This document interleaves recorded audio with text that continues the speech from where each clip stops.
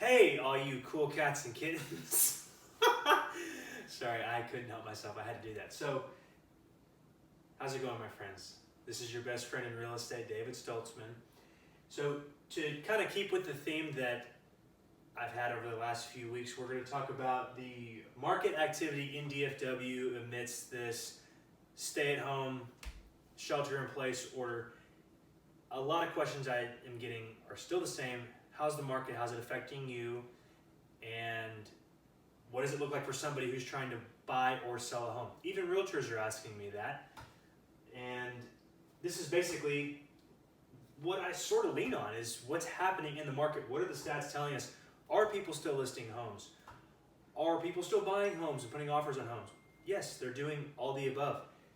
They're also taking their homes off the market if they can't afford it. They're also not going to see homes if they are practicing good social distancing. But regardless of the moral obligation to stay home, some people, most people who are involved in buying or selling homes need to buy or sell a home. They don't have the choice really to stay home or to not have people through their house. So let's get into it. I'll show you exactly what has gone on this last week. Number of homes listed, down 1.4% from the week before. So it's relatively the same. I'm going to go ahead and chalk that up to the same as last week. Over 2,000 people in all of DFW decided that they needed or wanted. They had to put their home on the market. Over 2,000 people last week, just like the week before, and just like the week before that, and the week before that. Over 2,000 people a week are putting their home on the market. So the market's not exactly deterred from listing or being a seller. Because really, as a seller, there's not a whole lot of in-person stuff that you deal with. The only thing in person that you deal with is letting somebody into your home. Other than that, you're not really moving. Offers accepted. So people out there, buyers, putting contracts on homes. Again, over 1,700 buyers got their offer accepted on their home. And that number, 1,708, is 12.5% higher than last week. So people are still out there and they are still looking at homes. And I'll talk about, again, some good practices for you folks that still need to buy and you still need to get into homes, and sellers too. I'll get to that at the end. Again, on this side of the whiteboard here, these are going to be your people that don't need to sell per se, or they have the luxury of time. So they can cancel their listing, put it back on the market somewhere in the future, or they can go temporarily off market and let the storm just pass through while they wait on the sidelines. So what does that look like? Listings canceled, up 21.6%. Same story as last week. 579 people pulled their home off the market.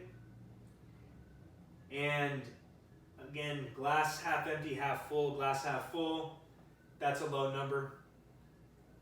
Glass half empty, that's a high percentage increase. So more people than usual, quite a lot more than usual, are pulling their home, canceling their listing. As far as just pressing pause on your listing, taking your home off the market, this number is jumping up pretty quickly. We're keeping an eye on this number, and this is what we want to look at in terms of a piece of the key economic indicators when you're looking at a strong housing market. Temporarily off market, again, we're monitoring this. This has been up 62%, and each week that has been a big percentage increase. Last week, 669 people, nice, 669 people pulled their home off the market and pressed pause.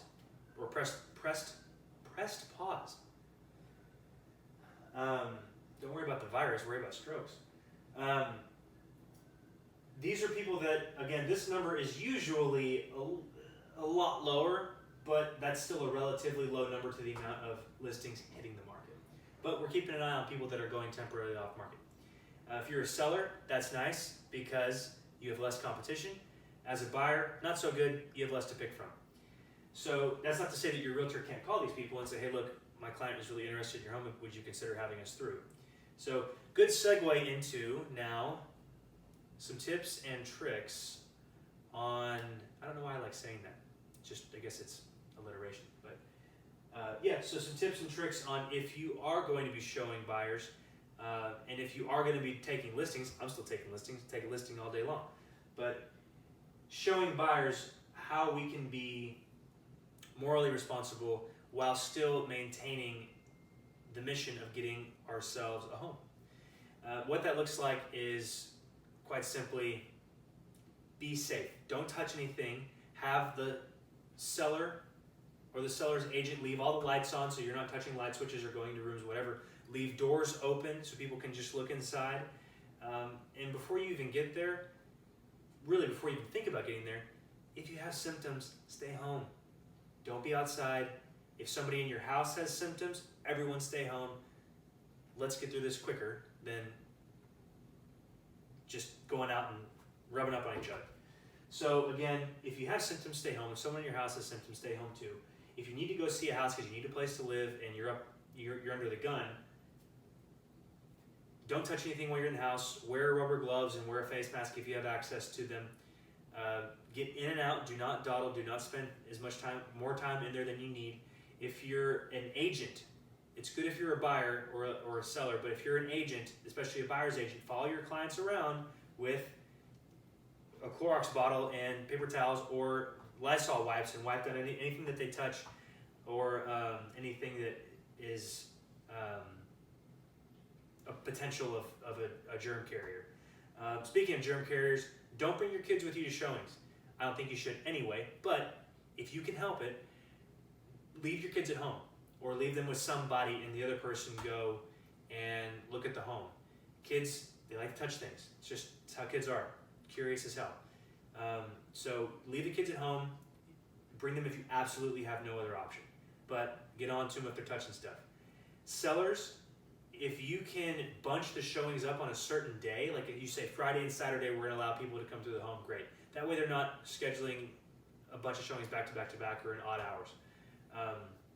You can do that, and then that way after you have these showings, you can have your maid or your maid service come through and do another deep clean, or you can come back by after everyone's been through your home and do a deep clean.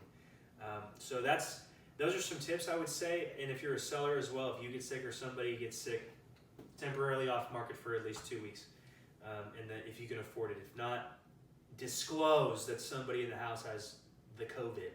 You don't want to spread that stuff. So anyway, those are my tips and tricks. This is what the market did last week. Again, the market's acting like there is no virus because DFW is still very strong in all of its key economic indicators. If you guys have any more questions about this or any questions about anything, call, text, email me. I'm so happy to help you. And looking forward to the next video. We'll keep you updated. Talk to you soon.